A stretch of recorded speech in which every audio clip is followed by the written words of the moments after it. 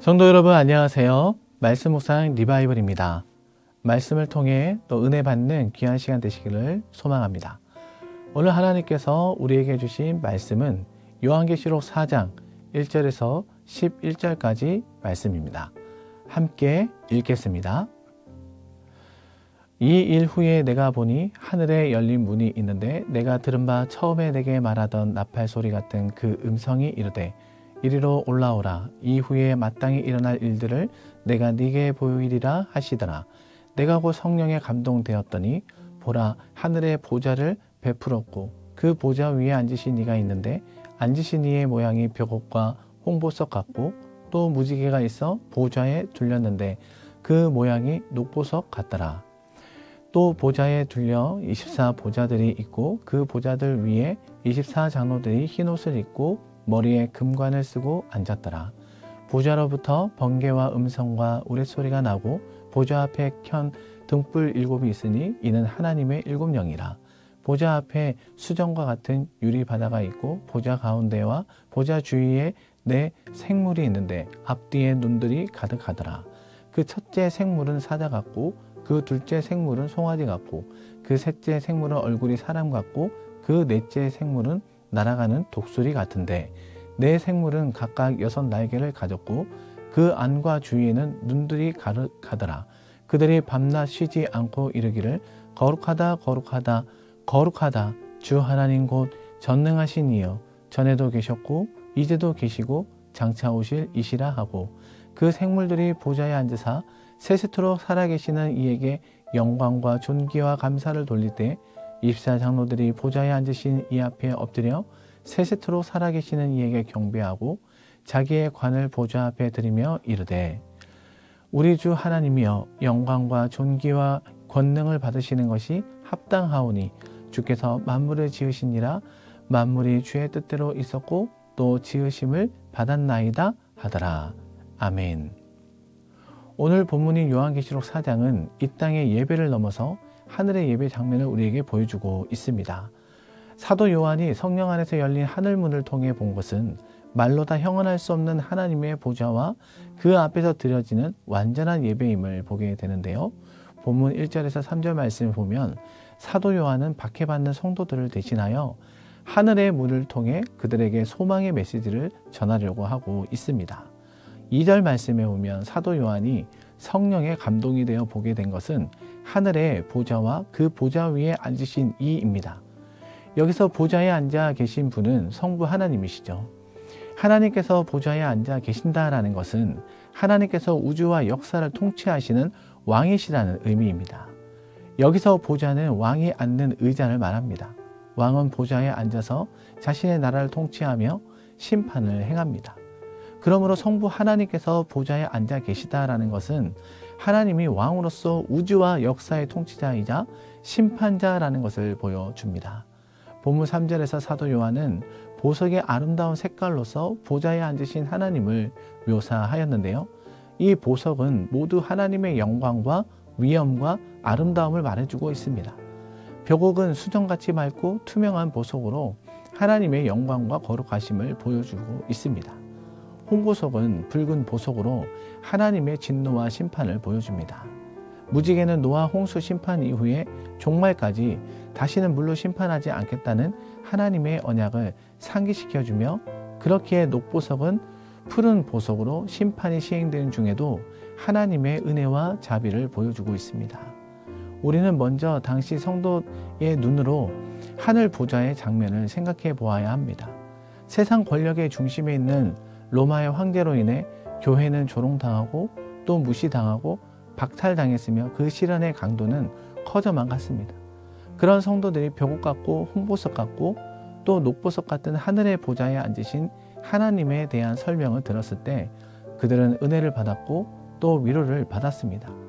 하나님은 교회를 떠나지 않으셨다는 것과 세상의 모든 풍파를 뛰어넘어 하늘의 보좌가 있다는 것을 다시 한번 확인시켜 주셨습니다.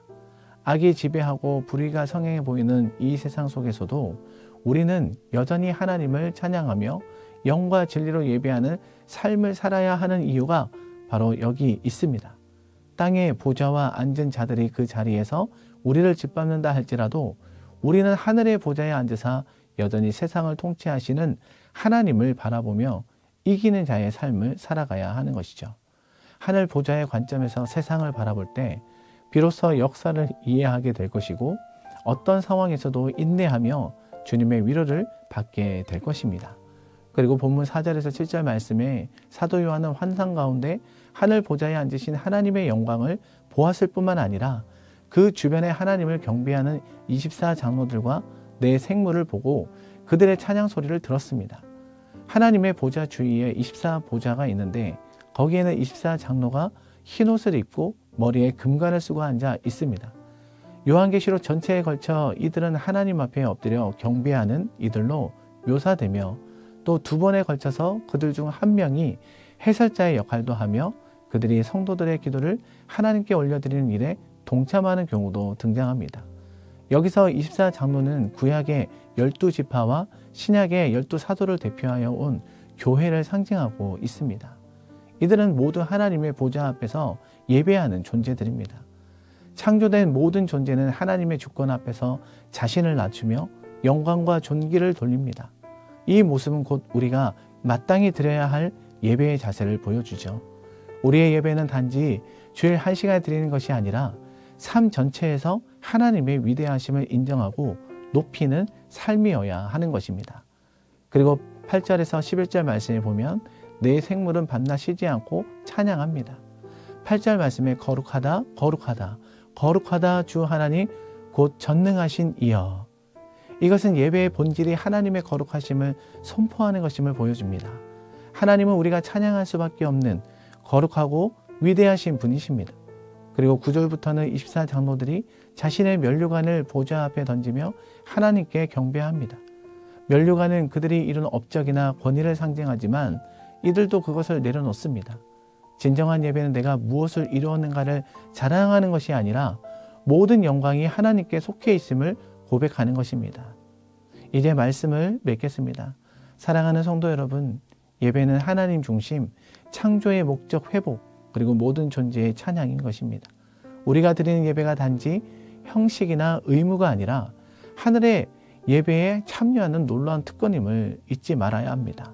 예배는 우리가 누구인지 그리고 하나님이 누구신지를 다시금 깨닫게 해주는 은혜의 시간입니다.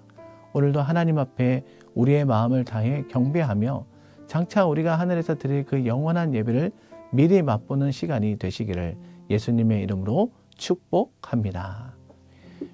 기도하겠습니다. 사랑의 하나님 감사합니다. 오늘도 말씀을 통해 우리의 예배가 얼마나 귀한 것인지 또 깨닫게 하여 주심에 감사합니다. 이 땅의 삶 속에서도 늘 하나님의 보좌 앞에 선 것처럼 진심과 전심을 다해 예배하게 하여 주시옵소서. 우리의 찬양과 삶이 주님의 영광을 드리는 향기가 되게 하여 주옵소서. 감사드리옵고 예수 그리스도의 이름으로 기도하옵나이다. 아멘. 이 시간 다 같이 합심하여 기도하겠습니다. 매일의 삶 속에서 용기 있게 살아내며 이기는 자의 삶을 살아가게 하여 주옵소서. 세상이 아무리 거대해 보일지라도 하늘의 시선으로 세상과 자신을 바라보게 하여 주시고 참되게 예배하는 예배자가 되게 하여 주옵소서. 그리고 우리 엘사랑교회 예배 회복과 성령 충만을 위해 기도하기를 원합니다. 주일 예배, 금요 기도회, 리바이벌 등 모든 예배마다 성령께서 충만하게 역사하시도록 말씀과 찬양 가운데 하나님의 임재를 깊이 경험하도록 형식이 아닌 진정한 예배자로 설 수 있도록 하여 주옵소서. 성도들의 영적 성장과 회복을 위해 기도하기를 원합니다. 모든 성도들이 말씀과 기도를 무장하여 흔들리지 않는 믿음을 갖게 하여 주시고 지치고 상한 심령들이 예배와 공동체 안에서 치유되고 회복되게 하여 주옵소서. 담임 목사님 목회 사역과 말씀 사역 가운데 성령의 은혜가 넘치게 하여 주시고 우리 모든 부교육자들에게도 때를 따라 돕는 은혜로 함께 동행하여 주옵소서. 이와 같은 마음을 가지고 우리 시간 다 같이 합심하여 기도하겠습니다.